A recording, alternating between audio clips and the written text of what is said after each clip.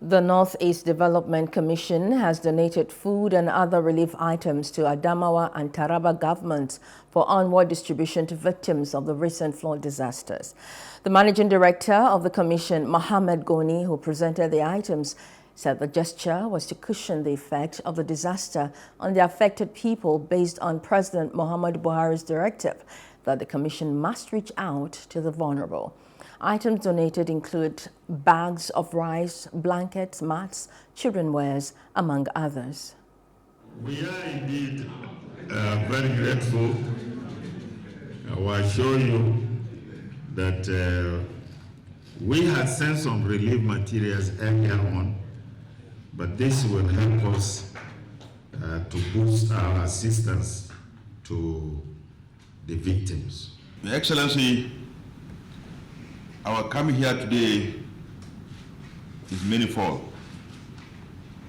One, which is most important, is to commiserate with you and the good people of Taraba State on the flood disaster that affected the state in the last few weeks.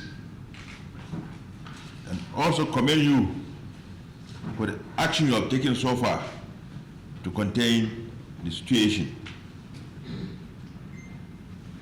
We as a commission, it's part of our intervention role to see what we can do when such disasters occurred. Of His Excellency, the Executive Governor of Adamawa State, Right Honorable Ahmadu Umaru Fintiri, to thank both the Ministry of Humanitarian Affairs most immensely and the Northeast Development Commission for this gesture, humanitarian gesture,